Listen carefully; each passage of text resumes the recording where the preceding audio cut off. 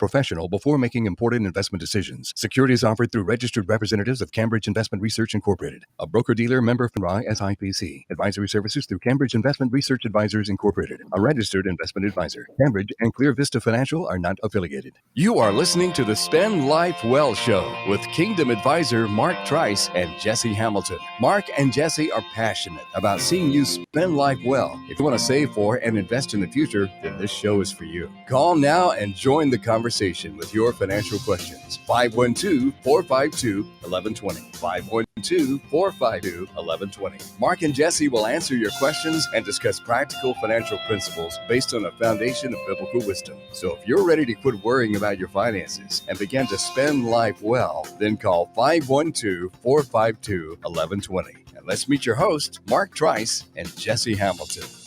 All right. Welcome, everyone. Good Saturday morning. And when 8 a.m. on Saturday mornings, that's the time where we do the Spend Life Well Show. I'm Certified Kingdom Advisor Mark Trice, and I want to welcome you to our Spend Life Well Show, where we apply biblical wisdom to your financial journey. And I'm joined in the studio today by my co-host and fellow financial professional. I had to stumble on my words there, Jesse. Jesse Hamilton. Hello, everybody. Good morning. Welcome to the show. I hope everyone had a great Easter. It was a wonderful time for our family. And Jesse, I know you had to work at church, but hope it was a fun time nonetheless. We had a great Easter. Yeah. So today's verse comes from Colossians 3, verse 23. Be joyful in your work and remember it's the Lord that you're working for, not man. Well, folks, you can call us right here in the studio with your financial questions at 512-452-1120. That's 452-1120. Jesse, what do we have in store for our audience today?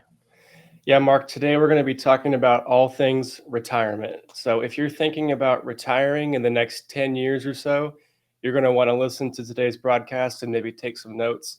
I'm looking forward to that. Yeah. So we're also going to be, as usual, talking about what happened in the financial markets this week. It should be an interesting one. If anybody was looking at the markets on Friday, we had a really difficult close.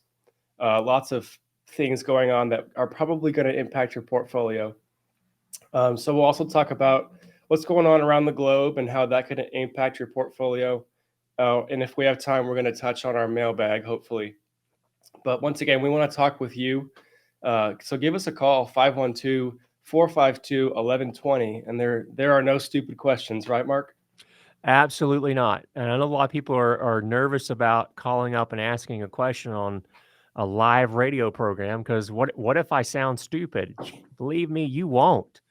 Because if you're thinking about it, somebody else probably is too. So give us a call here in the studio, 512-452-1120. You can also send us an email at radio@spendlifewell. We'll respond to you on the show if we get it during the show or within 24 hours. And we may even choose your question if you send us an email to be pulled out of our mailbag in an upcoming show. Yep. You can also watch us on Facebook and our other social media channels, including YouTube. You can find those by visiting our website at spendlifewell.com/radio. And if you follow us on Facebook, you'll get a notification of when we're going live, and you can go back and watch our previous shows as well. Yeah, right there on the web. Don't forget, you can also sign up for one of our upcoming market updates. We're going to have one in May. That should be an interesting deep dive into what's going on in the market. And if you're interested in looking at charts and really understanding a little bit more about the financial markets, that's the place for you. All right. Well, and that will be an interesting one. That's an opportunity for folks to actually interact with us live, and we can look at, maybe some holdings in your portfolio, give you our opinion about what's going on, give you a kind of a sanity check with that. So we have fun with that. And, we hope that you can join us for that. You can register for that now, even if you're not able to join us, because I know Saturday mornings are kind of busy. If you're not able to join us, you can, we'll get a recording of that the following week. So, Jesse, as I was reading that verse, Colossians 3:23, I remember that was kind of a significant verse in my life. Okay. Be joyful in your work and remember it's the Lord you're working for, not man.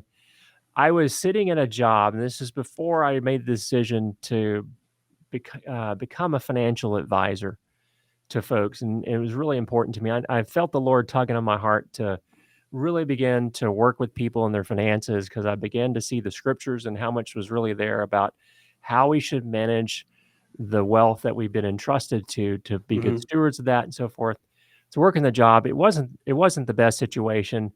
I didn't think it was really the right fit, and I remember reading that verse in my quiet time that day, sitting at my desk, and I just prayed, Lord, don't let me be complacent wherever I am. Make me, push me along to where you want me to go. And believe it or not, I got fired that day. Wow. Yeah. So your bold prayer was answered. Yeah. I said, okay, God, that's not quite what I meant. I need a paycheck. No, but and I fully respect the CEO of making that decision. And it was the best thing that ever happened to me. Hmm. And they have a wonderful business, and send folks to them all the time. But what seemed like a sudden thing was just really God nudging me to say, "Okay, you're not going to do it on your own. I'm going to have to make sure that you take this leap." And so we've been Hmm. really helping people ever since, helping people navigate their financial journey and to prepare for retirement. And it's the one thing that we love to do more than any, is to help people retire, and Hmm. also to help people to give, and to help further God's kingdom. And Jesse, you remember the verse, "Thou shalt retire at 65." Yeah, it's in the 10 Commandments. All right, right, or maybe number 11. Commandment 11. Well, and in reality, It doesn't say that at it all. was the one. You're too young to want to know this movie, but there was a Mel Brooks movie called The 10 Commandments, and at one point Uh, there were 15. I think I've seen Moses it. dropped the tablet. So I don't recommend that movie necessarily. But anyway, there's really not a lot of information in the Bible about retirement, and I think there's a number of reasons. I take that back. There's one mention. Okay, there's one. There's one mention of retirement found in the Bible, and it's way back in Numbers 8:25, and it refers to the Levites, and remember, the Levites were the priestly tribe of Israel, Right. living off the tithes and stuff like that, and offerings of God's people. And there was a mention in there about retiring at the age of 50. All right, so that's it. Everybody retires at 50. Retired at age 50, everyone. Well, it doesn't quite work that way, because most of us have not accumulated enough savings to make it through another 50 years of retirement at that point. And But Social that's the Security doesn't start for another decade Yeah. and a half. Yeah, at least another 12 years. And so, there's not a lot of information in the Bible, and I think a part of that is, and I've read lots of authors about their interpretation of this, is we really aren't this concept of retirement really didn't come around to the 20th century. Hmm. And it may have started around the time that Social Security was created in the mid 1930s. And at the time, even then, Social Security was created as a means to protect widows and the indigent from starvation in their old age. And but it didn't. It has evolved over the years to a Into point where full, retirement is something that we deserve. yeah, guaranteed retirement income. What they want you to think it is. Oh yeah, I mean, we hear that all the time. Guaranteed income, all these different things. You don't have to work, you deserve it. Hmm. And I don't think that at least from my interpretation, and you can debate this if you want, Jesse, in my interpretation of scripture, there's really no reason for us to retire. So Hmm. we shouldn't really call it retirement. Maybe we should call it, repurposement. Repurposement. That's Repurpose. a good one. I think I may be borrowing that from John Maxwell. So if Hmm. John Maxwell is listening to the show, please, I'll give you credit for it. But repurposement, what are we going to repurpose ourselves for once we leave the main career that we've done for so long, Yeah. up into our 50s and 60s? Well, that Colossians 3:23 verse says not to work for man, but to work for the Lord. And You're probably most of your career, unless you're the CEO or the owner, you're working for a man or a woman. And if you're repurposing your focus on everything you do is for the Lord, then right, you're never going to retire from that. You're just going to shift. Well, and I think too many people. You remember the whole saying, or there's a song, wasn't it? I don't know which one it was, but it's, I'm working for the weekend. Yeah. And if we have our fulfillment in I'm only working because I want to get time off on Saturday and Sunday. Well, you were never. That's not going to be fulfilling. I know in my own career journey before I became a financial advisor many years ago was about chasing a paycheck. Hmm. I wanted to make more money because I thought that would fulfill me more.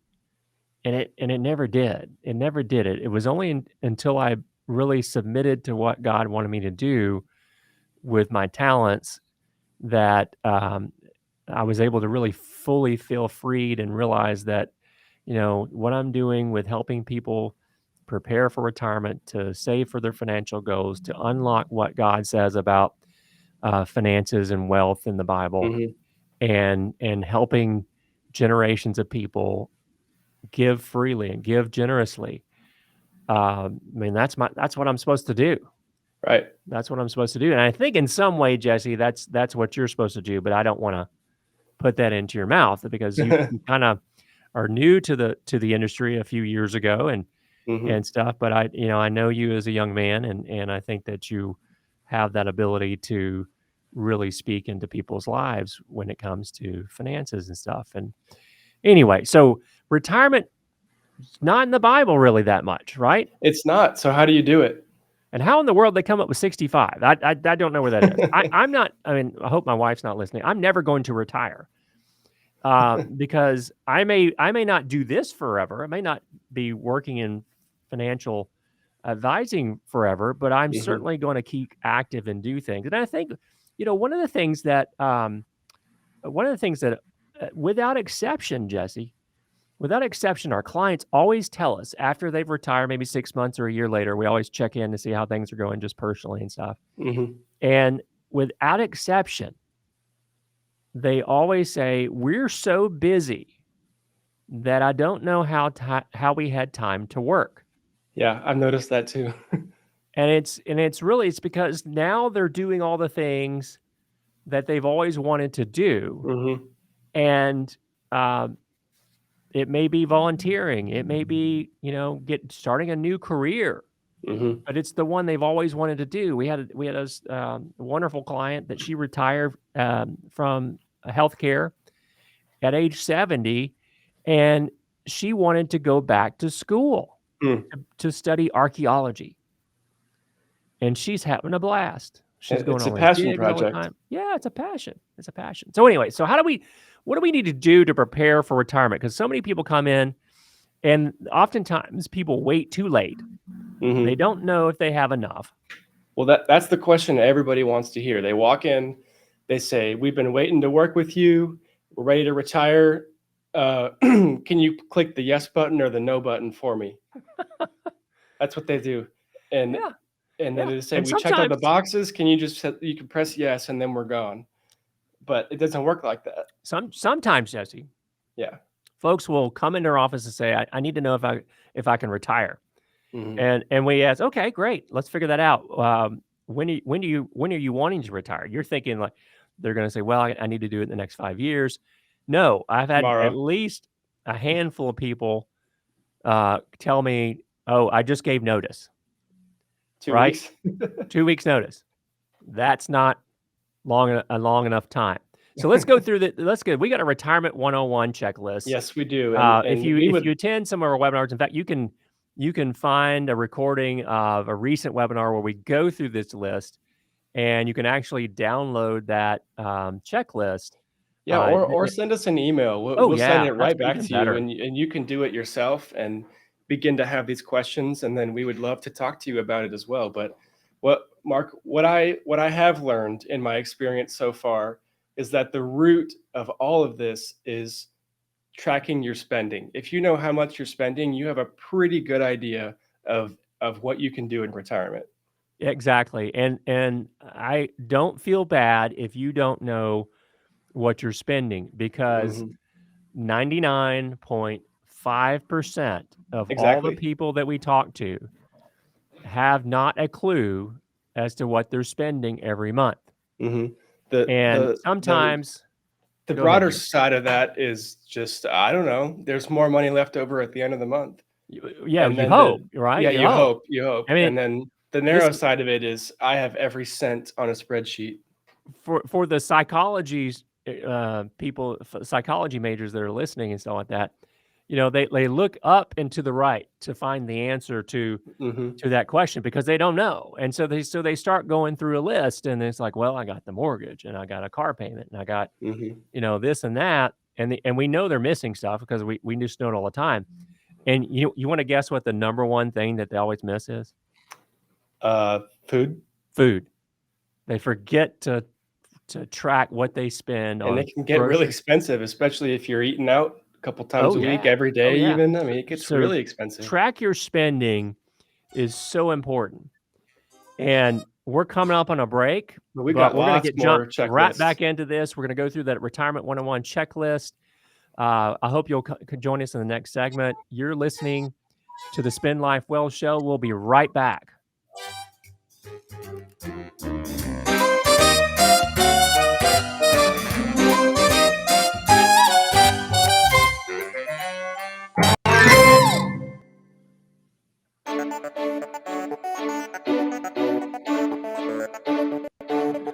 Well, welcome back, everyone, to the Spend Life Well show. Good Saturday morning. I'm your host, Mark Trice, and I'm joined by my co-host, Jesse Hamilton.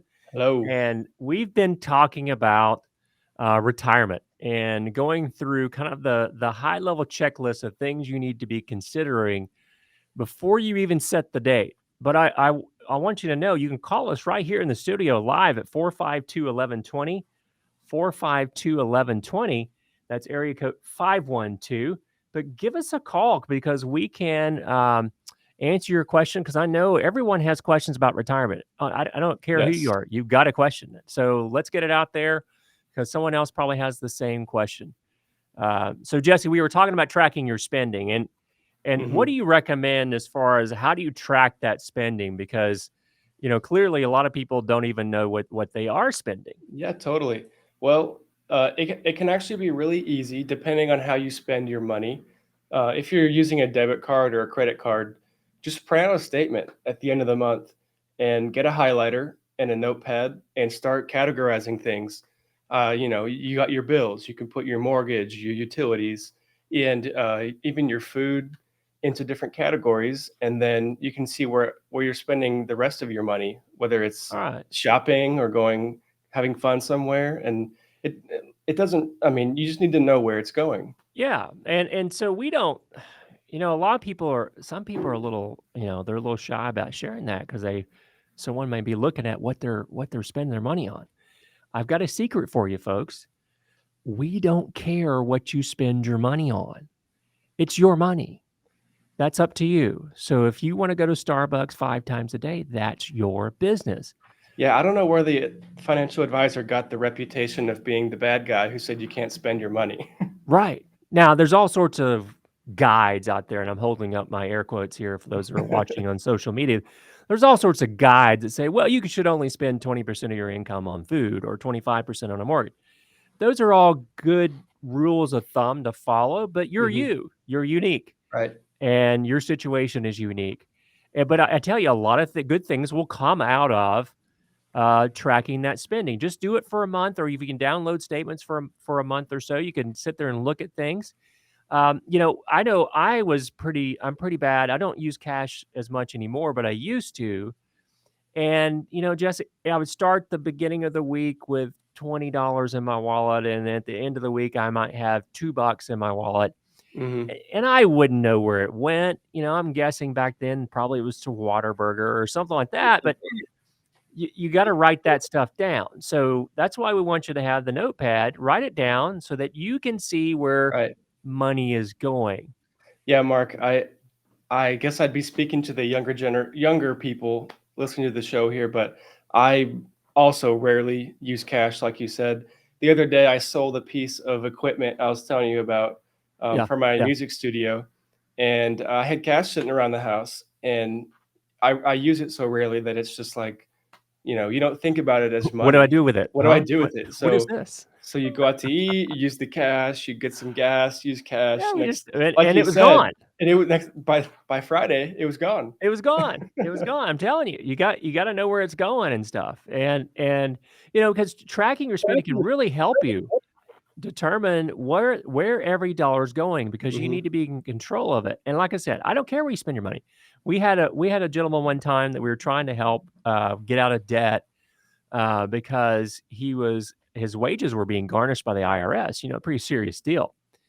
And so he did this exercise we're telling you to do, is track his spending for a little bit, came back and we were reviewing it. And, as financial advisors, we say we don't care what you're spending your money on, but sometimes we get some surprises. And so this fellow comes back and he basically says, hey, I did this. I said, well, there anything that, kind of came up that where you could maybe change your habits? And he goes, yeah, I spend about $400 a month on Dr. Pepper. And I'm like, your jaw drops a little bit, right? Because you're like, "Oh, Okay. wow, that's a lot of Dr. Pepper," right? And we said, "Okay, how do you do that?" And he said, "Well, what I figured out is I was going to the Circle K in the morning before work, and I would get two 20-ounce Dr. Peppers. And then when I go out during lunchtime, I get two more. And then I get one on the way home." So he easily was spending $12 to $15 a day on Dr. Pepper. He clearly didn't follow the mantra of Dr. Pepper of pepper up at 10, 2, and 4. So, so we said, okay, are you going to stop drinking Dr. Pepper? He goes, no way. I love Dr. Pepper. But he still consumed the same amount of Dr. Pepper, Jesse. He just changed how he bought it, because Okay. we all know going to the convenience store is probably an expensive way to get your Dr. Pepper. You could go to Sam's or H-E-B or Costco, some of those places, and save a lot of money. And that's what he did. So he's still enjoying Dr. Pepper, but he changed the way he bought it. And he never really realized that had he not tracked his spending. Well, Mark, I'm a financial professional, not a medical professional, so I'm not going to speak into the side effects of that. But Yeah, I have no idea if he was diabetic. I don't think he was. but yes, that's a great example of somebody who we don't care what you spend your money on, but if there's something that we might be able to help you on, we would love to do that. Well, and that, tracking that spending brings us to kind of our second point. You got to decide what your post-retirement income needs are going to be. Mhm. Like, do you need your full paycheck supplemented every month? Do Yeah. you need the same amount of income, or do you not? Now, the trick is that some of the things I will warn you about here is there's a lot of stuff out there on the web. And if you go to any of these websites and your bank says, figure out how much you need to retire. And Mhm. it's all based on an actuarial figure done by an insurance company, which, by the way, wants to sell you insurance Mhm. and mutual funds. So is there a conflict of interest there? Probably. Maybe. And it says you need to have at least 80 to 85% of your pre-retirement take-home pay in retirement. And you put the numbers in. And I did this one time, Jesse, many years ago. I did it, and how much I'd saved up now, how much I was doing now, and how much did I need to save up so I could retire at 65. Okay. And you know what it told me the calculator did? And every calculator is pretty similar. You know what it told me I needed to save? All your money? Yeah. Basically, it said I needed to save half my paycheck. Half my paycheck. Half of my take-home pay I was supposed to save. Now, The folks, I'll the tell you. the Yeah, go ahead. flaw with those kind of things, though, is that they're based on, maybe a regression or a table of data, and that's not how we operate. That's not how people are. Every Right. situation is different. And then Every lifestyle. they ask you 3 questions, right? Right. You're unique. It's like, how much have you saved? How much do you earn? And when do you want to retire? That's what they ask you. They don't know if you're going to have your mortgage paid off by the time you Mhm. retire. They don't know if you've got uh, one of your children that moved back home and is eating the food out of your refrigerator. They don't Right. know. Yeah, that's So, why when we meet with people who are nearing retirement, we don't ask them 3 questions. We spend hours with them. We spend yeah. multiple meetings with them, and we discuss over several days, and we use dedicated software to make sure everything is answered. But I'll give you the reason that we want you to track your spending, because it's a little bit more realistic picture of what you might need in retirement. Now, we were working with a couple that lives outside of Austin, but they commuted into Austin every day. And one of the big things that was going to change with their monthly spending was going to be the amount of gas that they bought. They had strategically moved to where they're all within 3 miles of all their grandbabies. And so, they weren't going much of anywhere, right? Because they had those grandbabies nearby. But that was a major change. Some people, it might be the changes in their post-retirement is they might spend more because they're going to take time to travel while they're healthy. So your situation, you need to talk about this, but this is kind of one of the fun things, actually, that you and your partner or significant other can discuss on the back porch with your favorite beverage is, what are we going to do? Because you got to have your goals set up. What are we going to do? Because I tell you right now, especially the baby boomer generation does not sit on the front porch in their rocking chair with their bathrobe on, counting the cars go by. Okay. We just said you're busy. They want to do stuff. You want to do stuff. This is the time that you have been given to do the things you've always wanted to do. Yeah. So have those goals, track your spending, figure out what you might need in retirement every month, and then we'll help you figure out how much you need to have a comfortable retirement. So one of the other things that we talk to people about is just simply what it is that they need to live off of, given the different sources of income that they may have. Right. And that could be distributions from retirement accounts. That could be payments from an annuity. That could be pension, Social Security. Part of our job is to take all those things, add them together, and see how it fits into your lifestyle. And not only that, figure out how to maximize them. So many people leave so much money on the table, especially with Social Security. And I think, Jesse, coming up in May, we're going to have an entire show talking about Social Security. So you'll want to tune in for that, folks. But it's to maximize those sources of income so that you can have a comfortable retirement. People leave so much money on the table that's theirs. Keep all your hard-earned money and don't give it to the government or give it away to other people who haven't earned it. It's yours. So one of the other things that is so important is maximizing the Social Security. And like I said, Jesse, I think now we're going to have a whole show on Social Security. But you remember how many different ways there are. If you're a married couple, how many different ways there are to file for your Social Security? I want to say, I don't know, 1,000. Yeah, well, it's actually like over 20,000 different ways. And folks, for our listeners, when we ask these in some of our workshops that we do, the typical answer is 3. Somebody might say, 10, and then occasionally somebody will be really cocky and say 1,000. and thinking that they're just way out of whack. But it's over 20,000 different ways to draw your Social Security benefits if you are a married couple. Even if you've been married longer than 10 years and maybe recently divorced, there's still a lot of different ways. So you got to make sure you maximize that. So Jesse, what do you think about debt in retirement? Well, it's really important to have your debt under control as you enter retirement, because you're not going to have that job that's providing as much income as you're used to. And we generally advise people to get out and stay out. Yeah. Before you retire, get out of debt. Get out of debt, especially all the revolving debt, credit cards, things like that. You need to have a plan. We can help you to, make that plan and help you be accountable to it. But I tell you, there's a lot of mistakes that you can make going into retirement. Like one of the things that, if you've got a pay for house, either stay in it, or if you want to upgrade or move, make sure you're able to pay cash for that house. Don't take on a larger mortgage. Don't add more debt, right? Don't add more debt. So be careful about that. And that's one of the points we want to stress to you is just get out of debt and stay out of debt.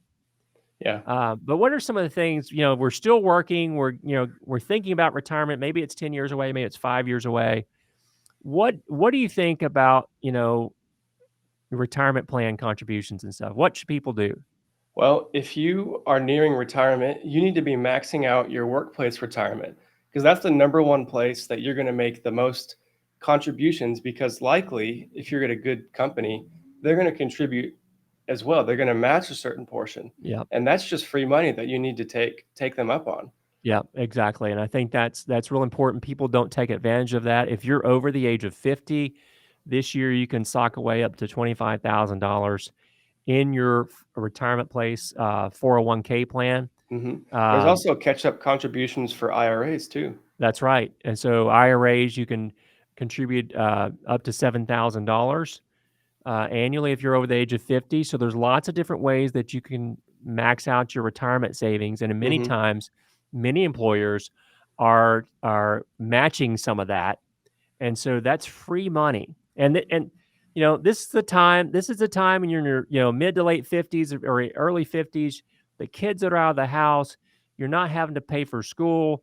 They're not stealing food from your refrigerator or your pantry, and you've got superfluous income for the first time. Many of you, the first time in your entire adult life. You need to set it aside and save it. But the temptation is there to spend it, to upgrade, get the bigger house, get the nicer car. But this is the time, the chance that a lot of people have to catch up. In a perfect world, I was talking to a class full of high school kids a few weeks ago, Jesse, and I was trying to stretch to them. It's like, don't do what I didn't do. Start now. Start while you're young, and you will be so far ahead. But for those of you that have waited, delayed, you didn't contribute as much because life happened, you had a family. Take advantage of that in those final years before retirement. Max out those contributions as much as you can. Right. Well, Mark, also that makes me think, before we end this segment and move on to our next segment, one of our points is to roll over your workplace retirement plans when you're eligible. Well, in your professional opinion, I mean, what's the purpose of that? Well, there's a couple, and we always have to make sure that it's the right thing for you, because sometimes we'll occasionally run into an employer that has an awesome plan, that has a great investment choices and things like that. We have to evaluate that to make sure it is the correct thing for you and suitable for you to do that. But in many cases, you can take control of those retirement investments that you've had and still keep contributing while you're working there. You can take control of that by rolling it out into your own traditional or Roth IRA at the age of, 59 and a half. And so a lot of good things can happen at 59 and a half. Don't go do that tomorrow without talking to your financial advisor, because you need to make sure that that's the right thing for you. But it sure does give you a lot more flexibility and control of those investments. You have a lot more choices. You can control taxes if you have to withdraw some, and different things like that. So make sure, if that's something you're worried about, we're happy to talk to you and help you make that decision if it's a right choice to move it out or not. Just go to spendlifewell.com. That's a big decision. Yeah, spendlifewell.com. And you can request a free consultation there. We just talk to you, kind of give you a little bit of advice. If you'd like to talk with us further, we can meet. But visit us at spendlifewell.com. And if you're thinking of a question now is the time. We're about to go into our last segment here. Give us a call at 452-1120, 452-1120, and we will take your calls live on the air. That'd be great.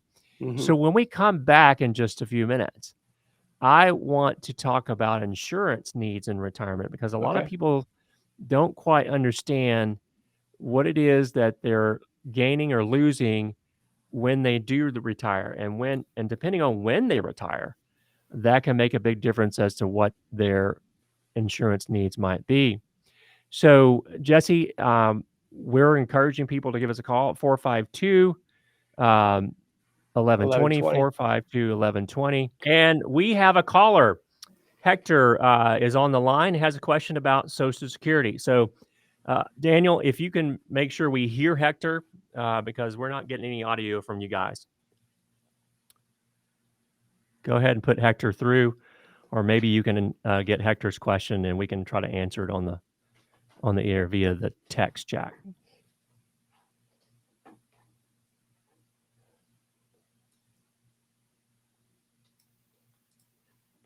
Okay, we're still not hearing Hector. I'm going to let our engineer work on that. Daniel, you can just interrupt us whenever you figure that out, but we'll keep going with our conversation about our retirement checklist here. Yeah. So we were left the last segment talking about insurance needs. Now there's lots of different I things. can hear you over my phone. I don't know why you can't hear me, but Okay, we got you, Hector. Go ahead. okay, good. Okay, so I began collecting Social Security like 2 years ago. However, they said the work that I'm doing here in Texas, I didn't make enough money to draw Social Security from. So I worked out in New York before, so they're only taking money that I made from New York. How can I get back any of the money that I worked here in Texas, or is Okay. that completely lost? Or How younger were you when you started drawing Social Security, Hector? 62, 62. All right. And you were continuing to work then? and I am now too currently. Okay. All right. So Hector, it does not matter where you work in the United States. Although all that work history should count towards your Social Security benefit. Mm-hmm. Now, there's a couple of things that are in play here, and I suspect that maybe you had your benefit reduced. Is that the case? I don't recall that. What I do recall them saying that I guess the job that I had, either they didn't take out Social Security or they didn't take out enough. Ah, okay. Well, No. employers are required to withhold Social Security. Now, you might have been a 1099 employee or not a 1099 No. contractor. No, I worked for Round Rock ISD as a bus driver. Ah, you worked for a school district. It is possible, Correct. and I'm not that familiar. I can't remember with Round Rock ISD.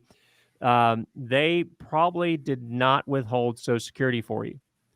Okay. And so that, because it's an educational institution, you were probably paying into the teacher retirement system. Right, And the TRS. Yeah. the TRS, that's right. And so TRS and Social Security they mix like oil and water. And depending on how many years did you work for the school district? 7 years is what they calculated it Okay. as. All right. So I think, Hector, you might want to talk to someone. You're welcome to give us a call or send us a note, Okay. and reach out to us, spendlifewealth.com, because teacher retirement and Social Security is one of the most complex things that so many, and I'm going to call you an educator. I know you said you were working for the busing system and stuff, but in the education system, it's so complicated, and so many people don't understand how Social Security works when you may have worked for an educational institution that did not pay into Social Security. Mm-hmm. So what? And thanks for your call, Hector. I'll keep talking here for just a minute if you want to just listen in on your radio. So you have to have a certain number of credits of what Social Security calls substantial years of earnings in your work history. Now, your work from New York counted. Your work in Texas, you may not have paid into that. And so what I would do is contact Social Security, and you may have to try to get an appointment. And that's really hard right now because they're not taking a lot of appointments. They're processing a lot of folks that are coming across the border to help them with things. So they're not taking a lot of appointments for U.S. citizens. So what you want to do is contact them and get them to get your Social Security statement, and we can look at that for you. You can actually obtain it online if you're able to create an account. We can look at that for you. We can look at the missing years that you might have in there and determine that how that TRS might impact you. But you're right. You didn't, if Round Rock did not pay into Social Security, you didn't get credit for those years of working because you were paying into the TRS system, the Teacher Retirement System of Texas. And it's one of the things, and I wish school districts would do that or allow employees to do both, contribute to TRS, but also contribute to Social Security. But so many educators don't understand how they can get Social Security But by the time they come see us, it's too late. They've already filed for their teacher retirement and that retiree benefit, and we can't help them at that point. But believe me, I come from a family of folks that were in the education system.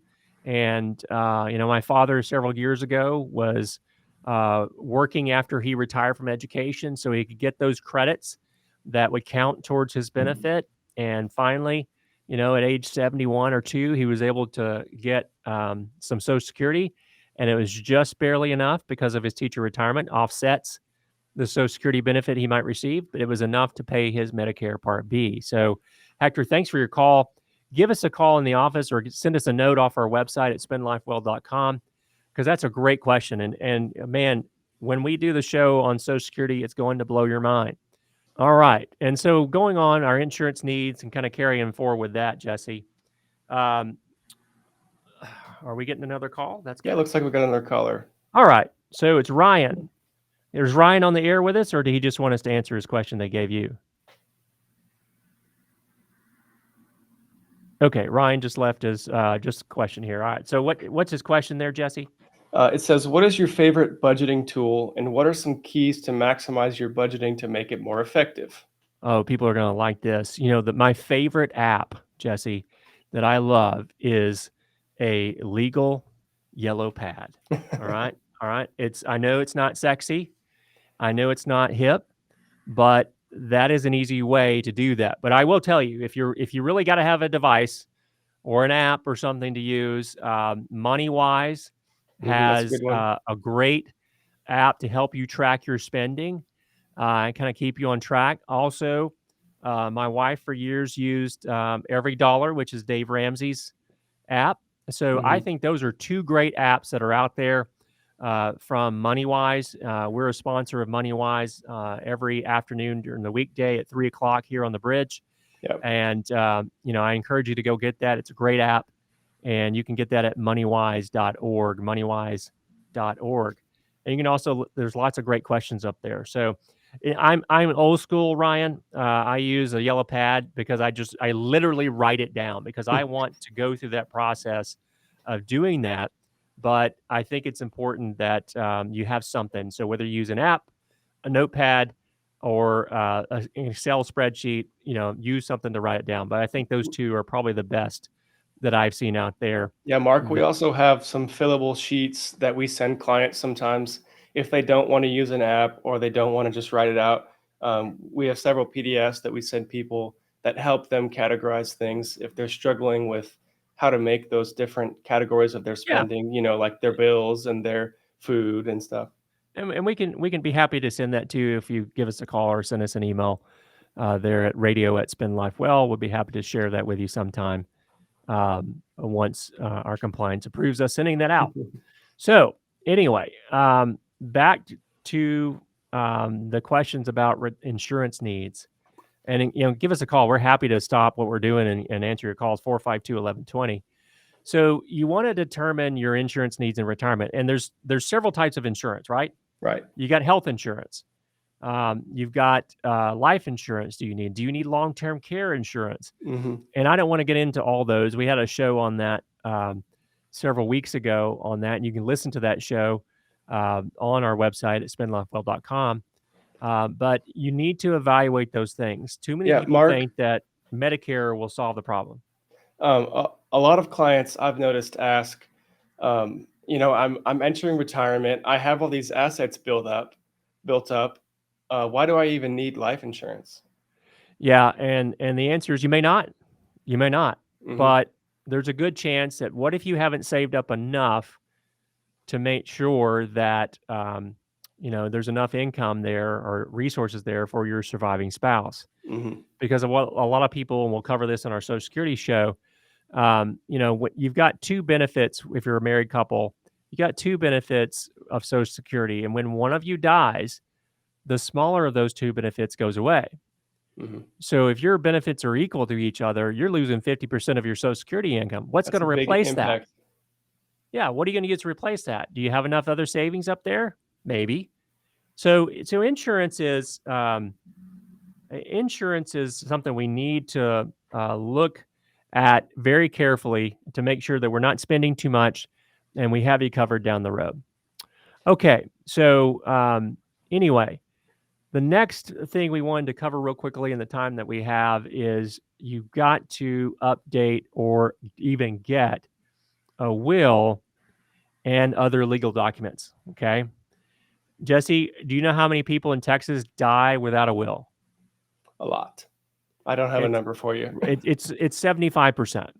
Wow. 75% of Texans die every year without a will, or of other people that die every year, 75% of them don't have a will. So basically every single asset that you have that's not a retirement account is going to have issues.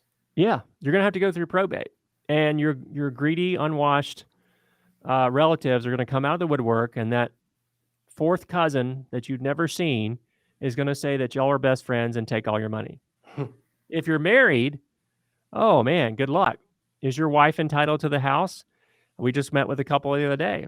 The husband's on the deed, the wife is not. And guess what? They don't have a will that gets the house. Well, Texas law says that the court will decide, and they have a will for you, but it's not what you want. So you need a will. It needs to be current. You know, if you got a will 30 years ago and it talks about how to take care of your kids that are now 45, you need to update that will. And you probably need also a medical power of attorney or a general power of attorney as well, so that your loved ones can help you with things should you become incapacitated. You also need to get a HIPAA release. That's the Healthcare Privacy Act, just so that your designees can talk to doctors on your behalf and get information. If something were to happen to you. Yeah. Oh, yeah. And a lot of people think, well, yeah, I signed that at the hospital the last time. Well, that was for that visit only and that procedure. And technically, the law says that if you go in to get a hip replacement, if you develop pneumonia later on that year and come back, then the only person that you've really given permission to talk to is the orthopedic guy or gal that did the hip surgery. Mm-hmm. So it's a per event type thing. The last thing you want to deal with when you have an emergency, a medical emergency, is dealing with all this paperwork, and you don't even know if you can talk to your loved one. Oh yeah, we've heard horror stories about this. But the other thing is you probably need an advanced medical directive as well. That's sometimes we refer to that as the pull the plug directive. That's your wishes, whether you want to be resuscitated or not in certain situations. And that's a very personal decision and stuff. But people don't like to get these because they think that's things you do before you die. Right. But that's when you need them, is before you die. And if you don't have them, then you're in trouble. So so those are important. Also, too, we've mentioned this briefly. Another point that we like to talk about in our checklist is we need to figure out how to generate the most income from your savings and your investments. People they think that they're going to go hide their money in cash when they retire. Mm-hmm. And guess what? We've got 8.5% inflation. Their money is just shrinking in purchasing power every day. Yeah. And that's not the way to do it. That's something we can help you with. And it's for a whole nother show altogether. So yeah, we're investment professionals, but Mark, we had a mailbag question from a guy named Steven, and it just made me think of it. And he asked, what's the purpose of annuities in retirement? Well, annuities can be a tool that you could use in retirement, but I think they're often misunderstood and they're oversold. And I'd rather, let's get back with Steven since we got his email, talk to him about those annuities, because they can be helpful and they can be, something good for some people, but they're not for everybody. And the challenge that we have is that most annuities are not sold by financial professionals that are financial advisors that are licensed financial advisors. They typically are just insurance folks. Nothing against insurance folks. I have my insurance license as well. And they're very complex products. Mm-hmm. And so you need to understand that. So before we get into the end of the show here, I want to briefly touch on the last 2 points, Jesse, and that's just understanding the impact of taxes in retirement. It's huge. Oh, yeah. Because there is a ticking time bomb out there when folks turn 72. They don't understand those mandatory withdrawals from their IRAs and retirement accounts. and the dramatic impact that can have on their taxes and their Mhm. Medicare premiums and all sorts of things. And so, that's important. We spend so much time planning for that, trying to mitigate those taxes for our clients. But you just got to make sure that you understand the implications of that, of your retirement choices. So the timing of when you spend your money and how, so important, Mhm. so important.